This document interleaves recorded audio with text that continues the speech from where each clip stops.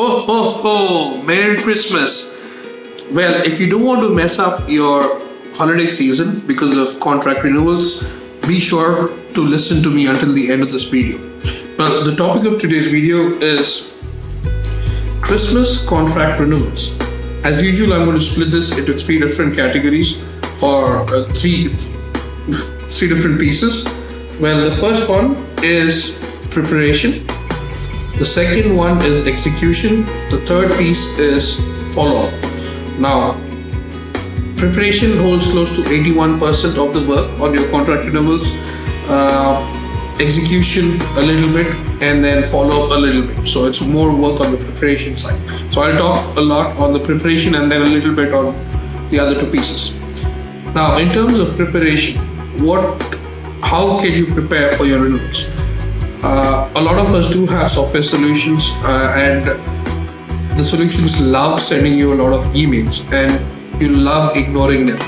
Well, it's time for you to at least pay attention to the emails that come from your contract solution which are telling you to renew your contracts. And I would suggest, I know it's a pain to getting so many emails, but I would suggest that you at least have a rule in your mailbox which are routing all the expiration notifications into a subfolder which you can monitor regularly.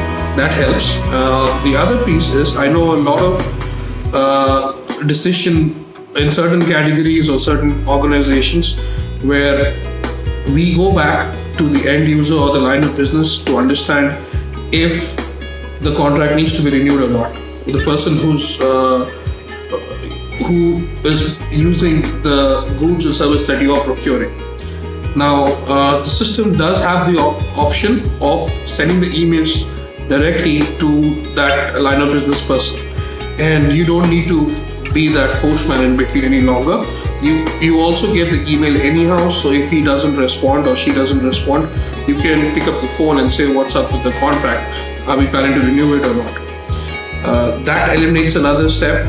Now, I know it's too late in the year already. I'm coming with this video in December, but if you already messed up, what I'd suggest is from next year onwards, as a part of your goal setting, if you're a CPO or a category manager, your team needs to have KPIs they at least need to know how many contracts are up for renewal by the end of the year and what needs to be done, or at least they should have a goal to change the status of every contract before it gets expired. So that should be a KPI. That's how you get to manage your contracts.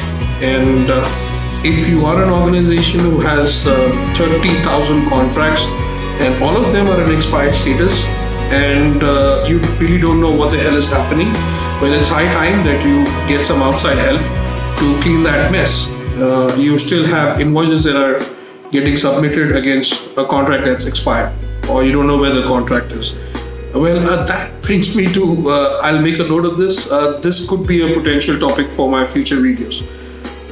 This is what I have from the preparation side. I know there are a lot other points that would come up, but let's move on to execution. Under execution, I know everybody loves drafting contracts. Everybody has their own style. They have some bit of legal background, so people like creating something new every time. It's fun, but I would suggest to have a clause library and try to maintain a standard, and that helps in drafting your contracts much faster. In case it's someone backing up for you, it'll be easier for that person also to draft the contract on your behalf, or if you have a shared service center. Now, this also helps you in your quality. I remember once I got 40% quality because I sent out 12 contracts at the end of the year with an error. And let me tell you what the error was. Well, so most in my company, it was the standard pay terms were 120 days. Most of the suppliers pushed back for 90, and I don't know still what I had to spell for 90. It's NINETY or NINTY. So I spelled obviously the wrong way, and that's where my quality score went down. Now your contract solution does have a very nice opportunity, which a very nice option which you could utilize is there's a fallback or an alternate clause functionality, and I could potentially just switch that from 120 to 90 without getting that 40% quality score. Okay, so do use that. This could also be used for confidentiality or indemnity. Confidentiality could start off with one-sided, which is pro your company, and then it could switch to mutual.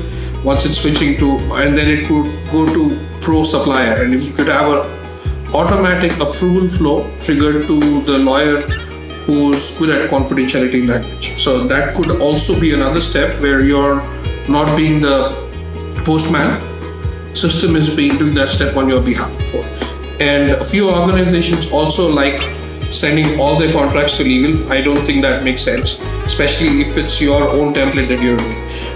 You have your company standard legal templates. If it's a supplier contract, then it makes sense for it to go to legal, because it's better for them to review all the clauses, at least the legal ones.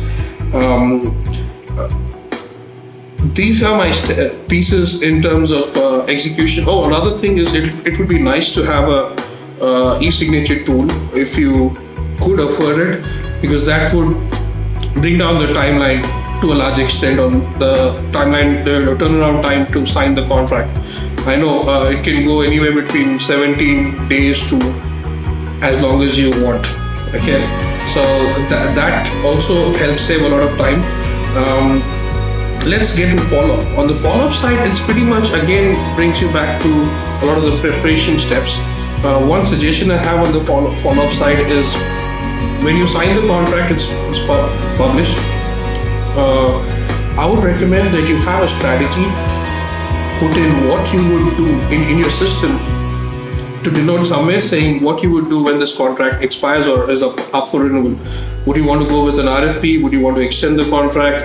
Whatever you think at that point in time makes sense. And this would help you if you got promoted to become a CPO, that's a good thing. Or if you left the company, or if you have a shared services center who's helping you with your renewals, so they can help you draft the contract and just share it with you for your review. So this is another step that would help on the follow-up side. And it basically is also creating your plan in your category, or also is helping you with your KPIs in your preparatory step. I have one small request from you. I want you to put in the comments, what do you do for your contract renewals? And Merry Christmas. Don't make this Christmas contract renewal season. It's a pleasure talking to you guys.